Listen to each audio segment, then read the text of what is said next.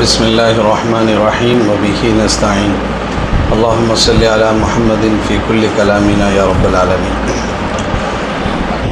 محترم بزرگوں اور دوستو، گزشتہ اتوار کو ہندوستان کی فضیلت کے بارے میں اور اس سے ہماری محبت کے بارے میں اور ہمارے حق کے بارے میں کچھ تفصیلات سامنے آئی تھی۔ یہ ایک کتاب ہے جو حسین احمد مدنی رحمۃ اللہ علیہ کی کتاب ہے، اور حضرت میاں صاحب رحمۃ اللہ علیہ یہ جمعیت کے ذمہ داروں میں سے تھے۔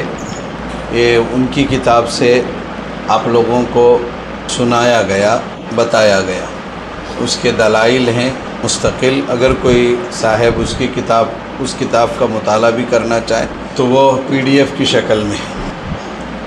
آج جو عنوان ہے، ایک دو تین باتیں آزادی کے متعلق حقیقت ہم تک نہیں پہنچنے کی وجہ سے یا ہمارے پاس اتنا وقت نہ ہونے کی وجہ سے کہ آزادی کے لیے ہمارے بزرگوں نے اتنی جانوں کا، اپنی پیاری جانوں کا نذرانہ کیوں پیش کیا، امت کا اتنا خون کیوں بہا۔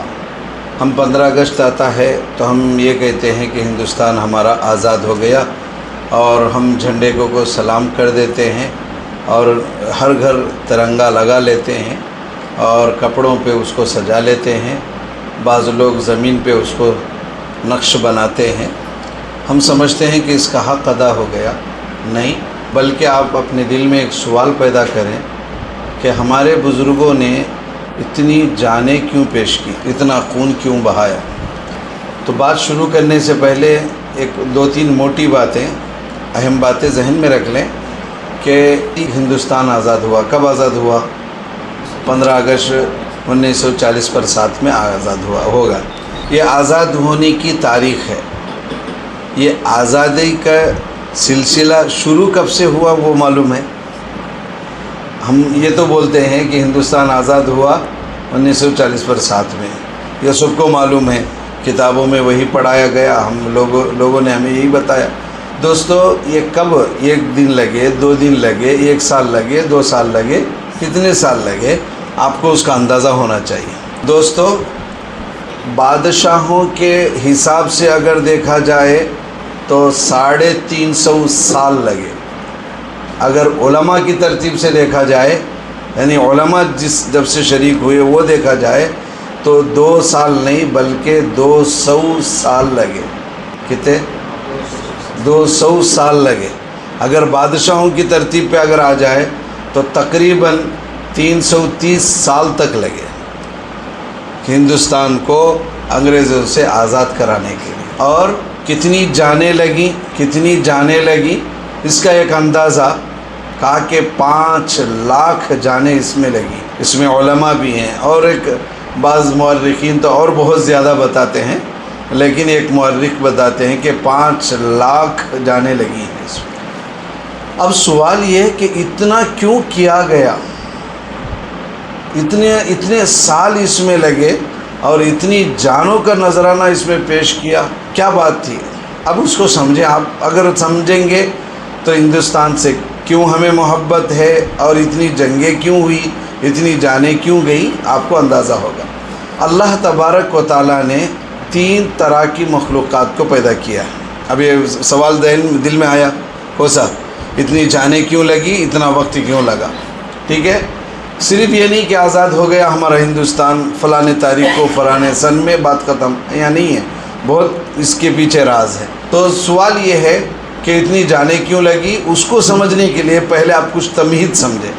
اللہ نے کتنی مخلوقات پیدا کی ہیں؟ 18,000 کہتے ہیں۔ تو اس میں سے اللہ نے 3 طرح کے مخلوقات کو اللہ نے پیدا کیا۔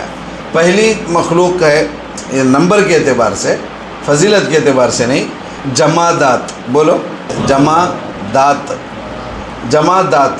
جمادات کس کو کہتے ہیں؟ کہا کہ وہ جیسے پتھر ہے، زمین ہے، لوہا ہے، یہ جم کو رہنے والی چیزیں، وہ ایک جگہ سے منتقل نہیں ہوتے، ان میں بڑھوتری بھی نہیں ہوتی ہے۔ کیا نہیں ہوتی ہے؟ بڑھوتری بھی نہیں ہو۔ سونا جتنا ہے اتنا ہی رہے گا، پتھر جیسا ہے ویسا ہی رہے گا، اور لوہا جیسے ایسی مضبوط چیزیں جو اپنے اندر حرکت کی صلاحیت نہیں رکھتی ہیں، حرکت کا معنی ادھر سے ادھر جانا، اور نمو کی صلاحیت بھی نہیں ہوتی ہے، یعنی بڑھنے کی صلاحیت بھی ان کے اندر نہیں ہوتی ہے۔ یہ ایک مخلوق جس کو اللہ نے پیدا کیا ہے، اللہ ہی نے پیدا کیا، وہ اس کا نام جمادات ہے۔ اس کے بعد دوسری مخلوق، دوسری چیز ہے نباتات۔ نباتات اگنے والی چیزیں، اس کے اندر بڑھنے کی طاقت ہے، ان کے اندر بڑھنے کی طاقت ہے، ان کے اندر بڑھنے کی طاقت ہے، نمو ان کے اندر ہے، اور لیکن ان کے اندر اپنی ذات سے منتقل ہونا، ایک جگہ سے دوسری جگہ حرکت کرنا، یہ حرکت اس میں نہیں ہے۔ اب تیسری مخلوق ہے وہ حیوانات، حیات رکھنے والے، لہی الحیوان لو کانوا یعلمون، کہا کہ حیوانات جس کے اندر جان ہوتی ہے۔ اب وہ کون ہے؟ جاندار ہے، جانور بھی ہیں اور ہم بھی ہیں۔ تو انسان، حیوان، یہ سب یہ اللہ کی مخلوق ہے۔ اس کے اندر نمو کی بھی صلاحیت ہے، بڑھنے کی صلاحیت ہے، حرکت کی صلاحیت ہے جانوروں میں، انسان ہو یا جانور دو بھی ہو، اور ان میں عقل کی صلاحیت ہے اور ادراک کی صلاحیت ہے، کسی چیز کو لے سکتے، چھوڑ سکتے، سب چیزیں ان کے اندر ہیں۔ اب دیکھو، پہلے کی دو چیزیں اصل میں یہ تیسری مخلوق کے واسطے ہی اللہ نے پیدا کیا۔ جمادات حیوانات کے لیے ہی ہے، نباتات حیوانات کے لیے ہی ہے۔ تو اب یہ جو تیسری مخلوق ہے جس کو اللہ نے پیدا کیا ہے، حیوانات، یہ شروع کی دو مخلوقات انہی کے غلام ہیں، انہی کی تابع ہیں۔ اب دیکھو، جمادات کو، پتھر کو پھوڑو، ٹکڑے کرو، دیوار میں لگاؤ، نصب کر دو، دیوار میں لگا دو، وہ پتھر یہ نہیں کہتا کہ میں یہاں نہیں لگوں گا، وہ یہ نہیں کہتا کہ میں یہاں نہیں لگوں گا۔ لوہا ہے، اب لوہے کو ویلڈر جو بھی لوگ ہیں لوہے والے، کہا کہ اس کو جیسا چاہے نقشہ بناتے ہیں، جیسے چاہے اس کو موڑتے ہیں، ستی لے کر اس کو موڑا جاتا ہے، ڈیزائن بنایا جاتا ہے، لیکن کبھی کسی لوہے نے انکار نہیں کیا کہ میں آپ کے تابع نہیں ہوتا۔ اب جیسے ایسے ہی اناج ہیں، پھل ہیں، درخت ہیں، جھاڑوں کو کاٹا جاتا ہے، پھلوں کو توڑا جاتا ہے، لیکن کسی پھل نے، کسی جھاڑ نے کبھی انکار نہیں کیا کہ بھئی آپ مجھے کیوں کاٹ رہے ہیں۔ کیوں؟ ان کو بھی ایک اندازہ ہے، ہمیں بنایا ہی اس لیے گیا کہ ہم حیوانات کے غلام بنے، تابع بنے۔ یہ دو ہو گئے، ان کے اندر غلام بننے میں ان کو کوئی عیب نہیں ہے، یہ کسی کے بھی تابع ہو جاتے ہیں، یہ دو مخلوق۔ لیکن ایک مخلوق جو تیسری مخلوق ہے حیوانات کی، وہ کسی کے تابع ہونا نہیں چاہتی ہے، ہتھی سے لے کر چونٹی تک وہ آزاد رہنا چاہتے ہیں۔ اور انسانوں میں اور پورے حیوانات میں اشرف انسان ہے۔ اب انسان کے مزاج کے اندر بھی کسی کی غلامی وہ برداشت نہیں کرتا ہے۔ اب دیکھو، چھوٹے سے چھوٹے جانور کو، پرندہ بھی پنجرے میں آپ قید کرو، وہ قید نہیں رہنا چاہتا ہے، وہ آزاد رہنا چاہتا ہے۔ ہاتھی بھی آزاد رہنا ہے، اس کے لیے وہ کوشش کرتا ہے۔ آپ قربانی کے جانوروں کو دیکھتے ہیں، آپ اس کو سلانا چاہ رہے ہیں، وہ ناچتا ہے، بھاگنے کی کوشش کرتا ہے۔ تو دوستو، حیوان کے اندر آزاد رہنے کا اس کا فطری تقاضا ہے، اس کی ذات میں اللہ نے وہ رکھ دیا ہے۔ تو انسان کسی کا غلام نہیں ہو سکتا۔ اب جانوروں کو تو چھوڑ دیجیے، چھوٹا بچہ بھی آپ دیکھ لو، چھوٹے بچے کو بھی اس کے منشا کے خلاف کوئی کام آپ کرو گے تو وہ احتجاج کرے گا، روئے گا، رو کر اپنی بات کو منوانے کی کوشش کرے گا۔ کیوں؟ وہ اس کے تقاضا جب اس کو پورا نہیں ہوتا ہے، وہ منواتا ہے، روتا ہے۔ اس کا رونا اس کا احتجاج ہے۔ وہ ماں کے سامنے احتجاج کرتا ہے، تو اپنے کاموں کو چھوڑ، مجھے دودھ دے، میرا تقاضا پہلے پورا کر، میں تیرے تابع نہیں ہوتا، آپ میرے تابع ہوئیے۔ یہ بچہ بھی، شیرخوار بچہ بھی اپنے تقاضے کو پورا کرتا ہے۔ اب دیکھو، انسان، جانور تو الگ، اب چھوڑ دیں، اس کو الگ کر لے۔ اشرف جو مخلوقات ہے، اشرف المخلوقات، انسان کسی کے تابع اور کسی کا غلام نہیں ہو سکتا، وہ صرف اور صرف خدا کا غلام ہو سکتا ہے۔ عبدہ و رسولہ، اللہ کے نبی بھی سبحان الذی اسرا بعبدہ، عبد کا لفظ ہے یہاں، اور تشہد میں بھی آپ دیکھو عبدہ و رسولہ، انسان خدا کا غلام ہو سکتا ہے، خدا کے علاوہ کسی کا غلام نہیں ہو سکتا۔ تو اب جب انسان، قرآن میں بھی اللہ تبارک و تعالیٰ فرماتے ہیں ضرب اللہ مثلا عبدا مملوکا لا یقدر علی شیء، اس کے بعد آگے ہے ومر رزقناه منا رزقا حسنا فهو ينفق منه سرا وجهرا هل يستوون۔ اللہ فرما رہے ہیں کہ وہ بندہ جو کسی کا غلام ہے اور وہ جس کو میں نے خوب رزق دیا ہے، اپنی طرف سے عمدہ روزی دی ہے، وہ رات و دن چھپے دکھا کر لوگوں کو خرچ کرتا ہے، هل يستوون، کیا برابر ہو سکتا ہے؟ کسی کا غلام اور آزاد آدمی برابر ہو سکتا ہے؟ اللہ خود کہہ رہے ہیں نہیں ہو سکتا۔ ٹھیک ہے، ایک بات۔ دوسری بات ہے، جنگ قادسیہ میں صحابہ گئے، ایران جو بادشاہ تھا، ایران کا بادشاہ رستم، اس کے پاس گئے، کئی بیٹھکیں ہوئی اور بہت سے صحابہ گئے، سمجھاتے رہے، وہ ٹال مٹول کرتا رہا۔ اس کے بعد حضرت ربیعی بن عامر رضی اللہ تعالیٰ عنہ جو عالم اسلام کے سفیر تھے، سفیر کا تو وہ نہیں جو چندہ کرتے پھرتے، وہ سفیر نے اللہ کے نبی کے دین کی باتیں بادشاہوں تک پہنچانا، ایک ملک کی باتیں دوسرے ملک تک پہنچانا۔ حضرت ربیعی بن عامر رضی اللہ تعالیٰ عنہ گئے۔ اب وہ جانے کی کیفیت آپ نے بیانوں میں سنا ہوگا، ایسی زبردست قالین بچھائی گئی مرعوب کرنے کے لیے۔ تو حضرت نے اپنے کہا کہ تلوار سے اس کو نوک ٹیکتے ہوئے گئے، تو جہاں تک یہ گئے وہ قالین پھٹتی گئی۔ بس وہ گئے اس کے پاس بیٹھے تو اس نے ایک سوال کیا، وہ جو ان آنے کے انداز کو دیکھ کر وہ مرعوب ہو گیا۔ ایران کا بادشاہ جو تھا رستم کہا کہ وہ مرعوب ہوا اور کہا کہ بھئی آپ لوگ کیوں آئے ہیں، کیوں آئے ہیں؟ یہ جو جملہ میں آپ کہنے جا رہا ہوں وہ حدیث نہیں ہے، قرآن نہیں ہے، ایک صحابی کا مقولہ ہے۔ انہوں نے کیا پیاری ترجمانی کی، اس سے بھی ہمیں معلوم ہو جاتا ہے۔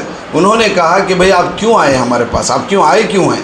تو حضرت نے جو تاریخی جملہ کہا، اللہ ابتعثنا لنخرج من شاء من عبادت العباد الى عبادت اللہ ومن ضیق الدنیا الى ساعتها ومن جور الادیان الى عدل الاسلام۔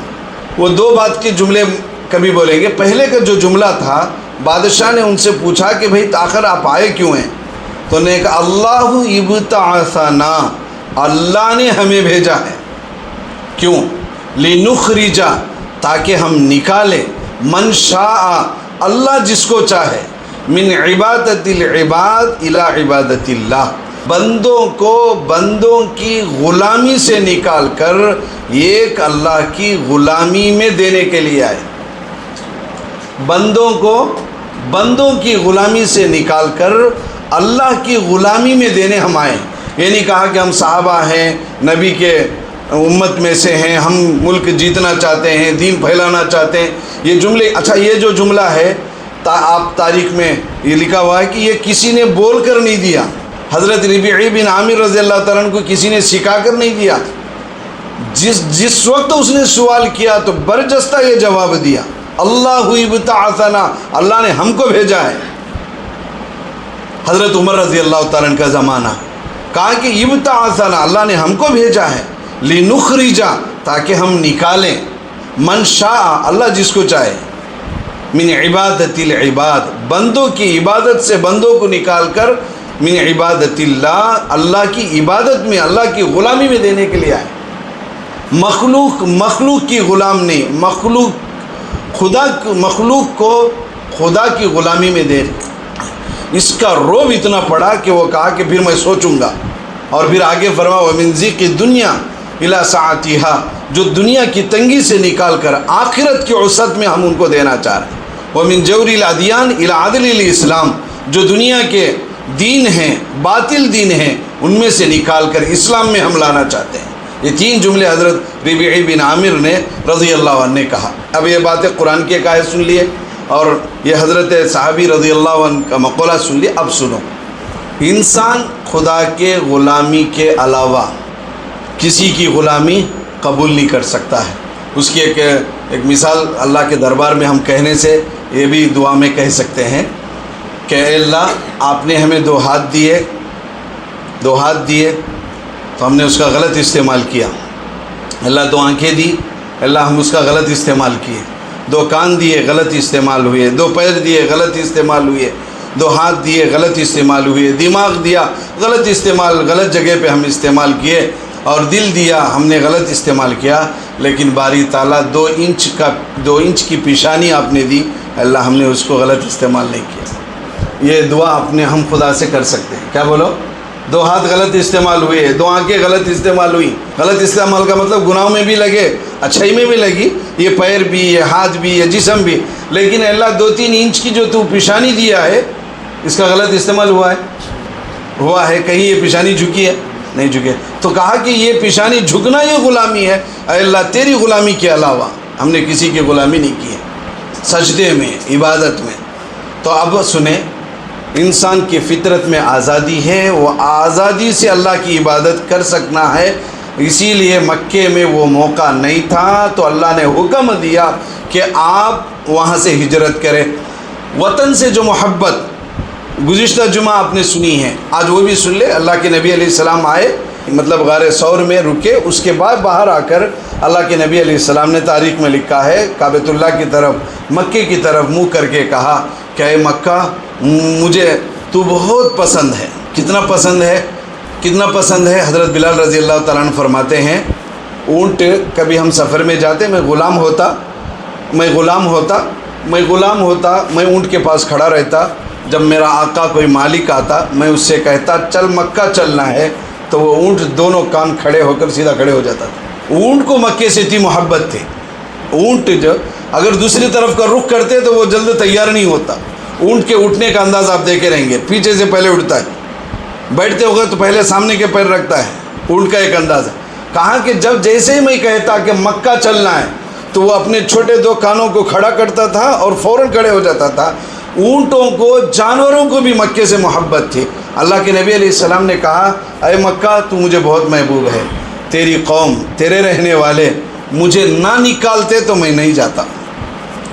اللہ کے نبی علیہ السلام کو وطن معلوف سے، اپنے گاؤں سے بڑی محبت تھی، لیکن حکم خداوندی ہے ہجرت کرے.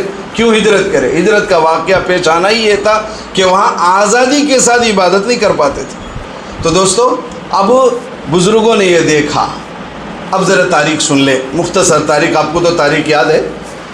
1608 میں انگریز اس ملک میں داخل ہوئے، ایسٹ انڈیا کمپنی کے نام سے. وہ تو تاریخ تو آپ لوگ ہم سے اچھا جانتے ہیں. تو کہا کہ اس وقت بعض روایتوں میں 1601 میں ہے، یا بعض جگہ تاریخ میں 1608 میں انگریز آئے. اس وقت جہانگیر بادشاہ کا دور چل رہا تھا، مغلیہ سلطنت میں جہانگیر بادشاہ کا. تو وہ اس سے بات کر کے، آپ کو معلوم ہے گزشتہ اتوار آپ کو بتائے، یہاں حضرت کے آدم علیہ السلام جب آتے قبضۃ من ورق الجنہ، جنت کے کچھ پتے لے کر آئے، جس کی وجہ سے خوشبو کی درخت ہمارے اس ہندوستان میں، الائچی وغیرہ وغیرہ، یہ خوشبو کی چیزیں خریدنے کے بہانے سے برطانیہ کے لوگ یعنی انگریز اس ہندوستان میں داخل ہوئے اور جہانگیر سے بادشاہ سے بات کیے. بات کر کے بہرحال طے ہوا کہ یہاں ہم بھی ایک کمپنی کھولنا چاہ رہے ہیں. اس کا نام انہوں نے ایسٹ انڈیا کمپنی رکھا. اور 1608 میں وہ داخل ہوئے. 1615 میں ان کی کمپنی کا آغاز ہوا. اب مال آتا رہا جاتا رہا، دیکھتے رہے ہندوستان کی زرخیزی اور یہاں کی شادابی اور یہاں کا سونا اور یہاں کی پیک وغیرہ پر ان کی نیتیں خراب ہوئی. اب وہ ساحلی علاقے سے بہانے سے، یعنی یہ خوشبو کی چیزیں یہاں سے لے کے جانا، وہاں سے کوئی مال لا کر یہاں بیچنا، اس بہانے سے وہ لوگ ہتھیار جمع کرتے رہے. ان کی نیتیں خراب ہوئی، ہتھیار جمع کرتے رہے، اپنے فوجوں کو یہاں اتارتے رہے. ہوتے ہوتے 1980 پر 6 میں، مختصر کر رہا ہوں میں بات کو، 80 پر 6 میں ان لوگوں نے ہلہ بولا، یعنی حکومت پر جنگ کا اعلان کر دیا. برطانیہ کے آرڈر پر جنگ کا اعلان کیا. اس وقت مغلیہ سلطنت کی طاقت تھی، فوج نے ان کو بہت بری طرح شکست دی. 1680 پر 6 میں جب وہ ہار گئے، اس کے بعد پھر دوبارہ انہوں نے 1680 پر 9 میں پھر ایک مرتبہ، بلکہ 90 پر 5 میں ایک مرتبہ پھر حملہ کیے، تو وہ بھی ہار گئے. تو اس وقت اورنگزیب رحمۃ اللہ علیہ کا دور تھا.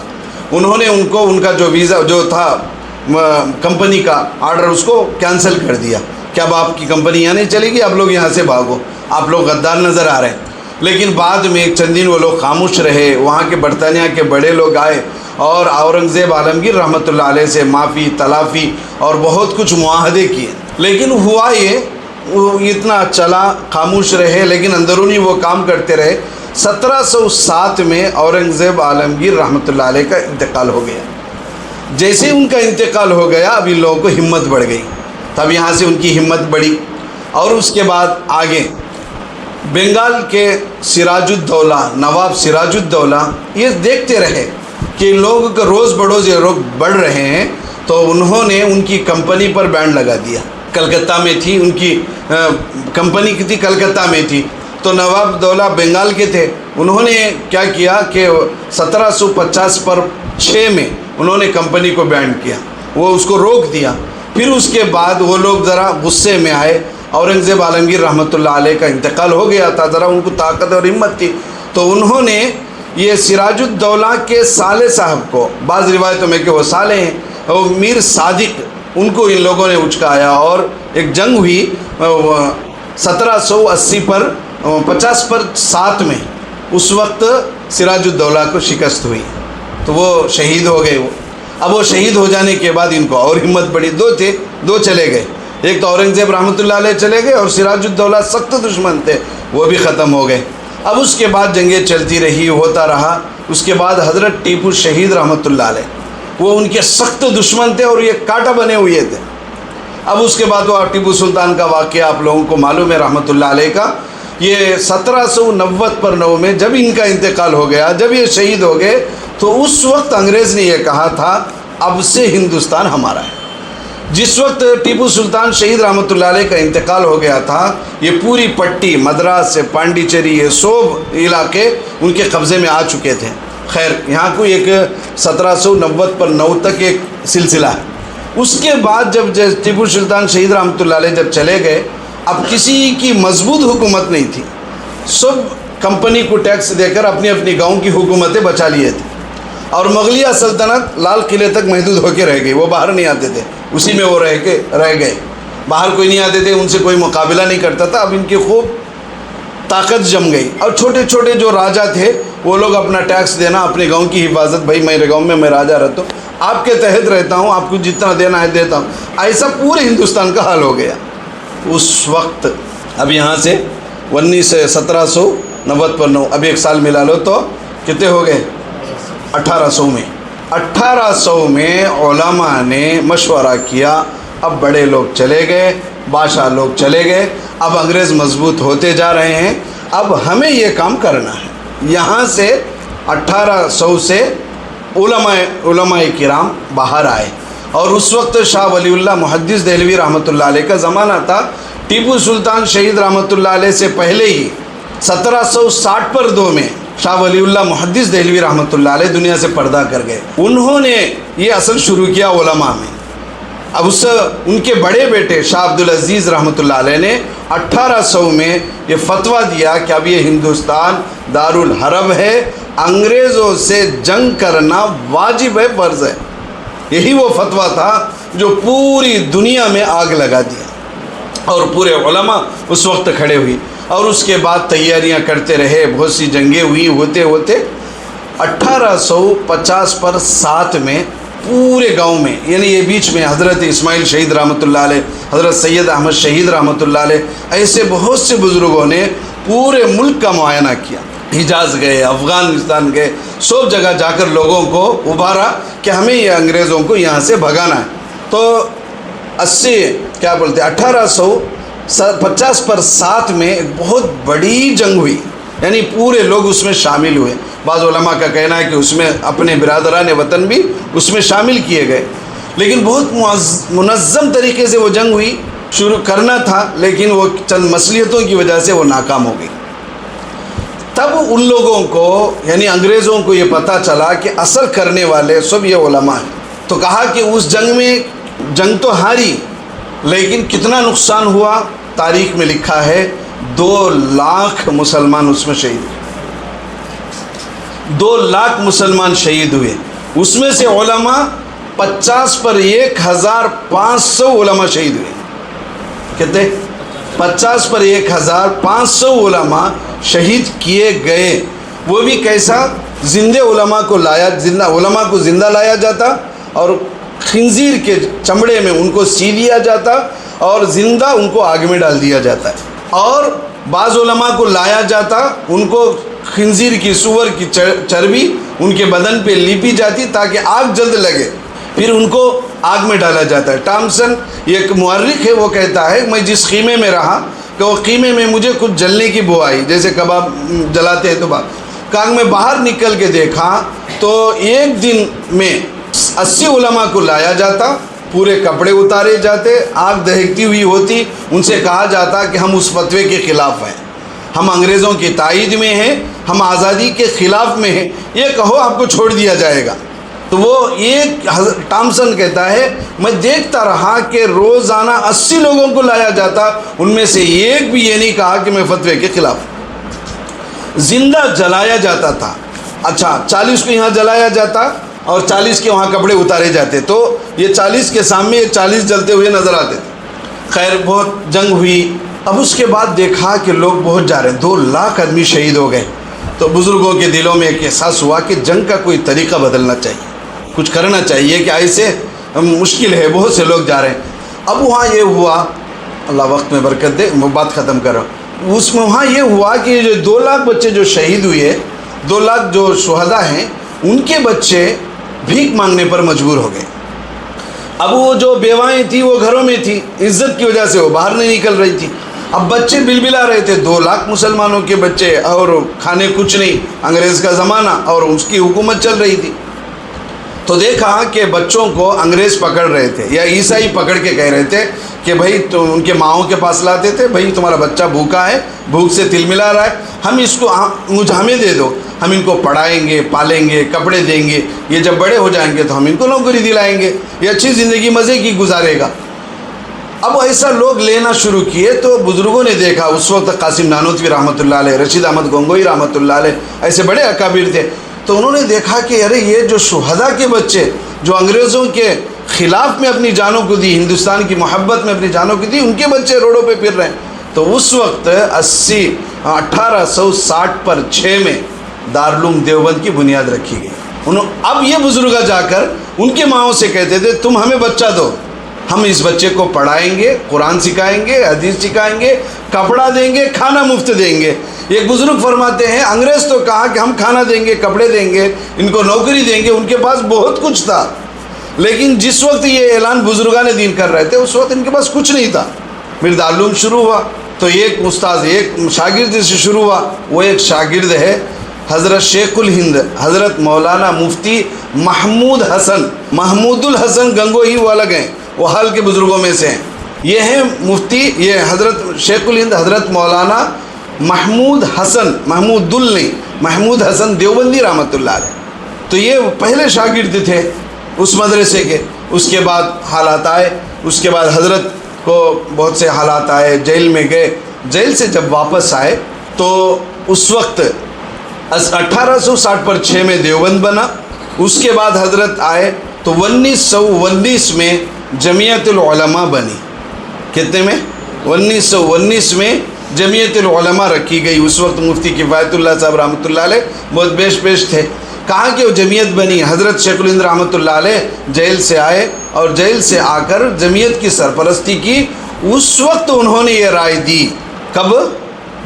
اس وقت یہ رائے دی کہ اب یہ ہندوستان صرف اور صرف مسلمانوں سے نہیں بلکہ برادران وطن کو بھی جوڑ لیا جائے تاکہ آزادی میں مضبوطی آئے۔ اس کے بعد گاندھی جی کو بلایا گیا، اب اس کی تفصیل آپ لوگوں کو، گاندھی سے تو سب کو تفصیل معلوم ہے، تو ان کو بلایا گیا جمعیت کی پلیٹ فارم پر، اس کے فنڈ پر پورے ملک کا دورہ ان کو کرایا گیا۔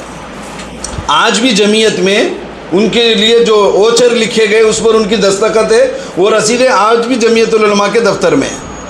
گاندھی کو ہمارے بزرگوں نے اپنے پیسوں سے ملک کا دورہ کرایا، ان کے پیسے نہیں تھے، پورا ملک کا دورہ کرا کے لوگوں کو ابھارا کہ ہمیں لڑنا ہے، ہمیں انگریزوں کو یہاں سے بھگانا ہے۔ تو گاندھی کو جو لقب دیا گیا، گاندھی تھا، مہاتما کا جو لفظ تھا شیخ الہند رحمۃ اللہ علیہ اور دوسرے مجاہدین نے ان کو مہاتما کا لقب دیا۔ اس کے بعد جو 1940 پر 7 یعنی 19ویں صدی، 19واں جو سال رہا، 1800 سال نہیں، 19واں سال میں اس وقت کی جو جنگ تھی ان کو بڑا بنایا گیا۔ کیوں؟ برادران وطن اگر ان کو بڑا سمجھے، آج بھی وہ پالیسی چل رہی ہے ان کو بڑا اس لیے بنایا تاکہ ہم تو لڑنا ہی ہے، اگر ان کو بڑا بنائیں گے تو یہ برادران وطن بھی اپنا آدمی بڑا ہے سمجھ کر لڑیں گے۔ اس طریقے سے وہ لڑائی ہوئی اور بزرگوں نے انگریزوں کو یہاں سے بھگانے میں کامیابی ملی، لیکن لوگ کہتے ہیں کہ ان لوگوں نے برادران وطن نے آزادی دلوائی ہے۔ دوستو جس وقت آزادی شروع ہوئی ان کے باوالا بھی پیدا ہوئے نہیں، بلکہ برادران وطن ایسا خلاصے کے طور پر سمجھو، دسترخوان جس وقت آزادی کا بچھ رہا تھا اس وقت ان کو لایا گیا، پکانے میں، جمانے میں، انگار لگانے میں، سب ہمارے بزرگوں کی کیفیت ہے۔ شروع کب ہوا؟ 1608 میں، یا پہلی جنگ سمجھو 1680 پر 5 میں، جب سے یہ چیزیں شروع ہوئی 1940 پر 7 میں آزادی ہوئی، تو ہم سمجھتے ہیں کہ آزادی کب ہوئی ہے؟ یہ 1900 میں ہوتا ہے، اس سے پہلے کیا ہوا کسی کو پتہ نہیں، کتنی جانیں گئی۔ ہاں یہ نہیں کہ برادران وطن کی جانیں نہیں گئی، ہے 200 سال اگر اس کی تاریخ ہے تو 100 سال پہلے بزرگوں کی محنت ہے، 100 سال کے بعد مشترکہ محنت ہے۔ تو اس لیے ہم کہتے ہیں کہ یہ آزادی کے لیے اتنا خون اس لیے بہایا گیا، یہ ہمارا وطن ہے، ہمیں وطن سے محبت ہے۔ مسلمان کسی کی غلامی میں نہیں آتا، صرف ایک کی غلامی میں آتا۔ انگریز یہ کہہ رہا تھا خلق خدا کی، حکومت بادشاہ سلامت کی، آرڈر حکم کمپنی بہادر کا چلے گا۔ یہ جملہ بزرگوں کو کھٹکا کہ ہم کسی کے غلام کیسے ہوں گے، ہم جان دے دیں گے اس ہندوستان کے لیے اور آزادی کے لیے۔ کیوں؟ بندے کے مزاج میں ہے کہ وہ آزاد ہو کر خدا کی عبادت کرے، اس کے لیے بزرگوں نے جانیں دی اور اس ہندوستان کو آزاد کرا دیا۔ ایک بات آخری بات بول کے ختم کروں، لوگوں میں ایک اشکال ہوتا ہے، اتنا محنت کرے، اتنا خونہ بہائے، پوسٹ لیے جانا وزیر کی، کیا بولتے پی ایم کی، نہیں تو ابھی اور ایک کوسا کی، ہوم منسٹر کی، کوسا تو بھی ایک لے جاتا نا، یہ بزرگ لے نہیں سکا، ہم کہہ گئے ایسا کیا بھی نہیں بول کو گئے گا۔ تو عقل سے سوچو، بزرگوں نے یہ سوچا کہ اب ہندوستان آزاد ہو گیا ہے، ہندوستان کو چلانا کرنا، موت تو آئے گی، یہ دے دیا بچوں کو کہ یہ کام تم کر لو۔ اصل مقصود ہندوستان میں قرآن کی حفاظت اور شریعت کی حفاظت، حدیث کی حفاظت، یہ سبھی جنے مل کو کر سکتے آزادی، لیکن یہ کوئی بھی نہیں کر سکتے۔ تو ہندوستان کو آزاد کرا کے انگریزوں سے چھوڑا کے وہ ان لوگوں کو دے دیا۔ یہ بزرگان دین دیوبند پہنچ کر قرآن کی، حدیث کی، شریعت کی حفاظت میں لگے۔ اگر انہوں بھی پرائم منسٹر، ہوم منسٹر کیا تو بھی بنتے تھا تو آج ہمارے ہاتھوں میں قرآن نہیں ہوتا، ہم ایسے حلیے کے ساتھ، دین کے ساتھ، شریعت کے ساتھ نہیں رہ پاتے۔ اس لیے بزرگوں نے آزاد کرا کے ان کو دے دیا اور قرآن اور حدیث کی حفاظت میں انہوں لگے۔ اگر انہوں نہیں لگتے تو حکومت کیا قرآن کی حفاظت کرے گی؟ تو اس لیے دوستو یہ آزادی ہوئی ہے، اب ہم اس کو جتنی قربانیاں بزرگوں نے دی ہے، اب پھر سے پہلے جیسے غلام بنانے کی کوشش کی جا رہی ہے۔ اب موجودہ حکومتیں، تنظیمیں جو بھی کوششیں کر رہی ہیں وہ پھر سے پرانی تاریخ لوٹانا چاہ رہی ہے۔ تو ہمارے ارشد مدنی دامت برکاتہم اللہ ان کو صحت کی دولت اور عمر کی دولت سے مالا مال فرمایا، انہوں نے کہا ہمارے بزرگوں نے آزادی کے لیے جانیں قربان کی، ہم آزادی کی تحفظ کے لیے جانیں دیں گے انشاءاللہ۔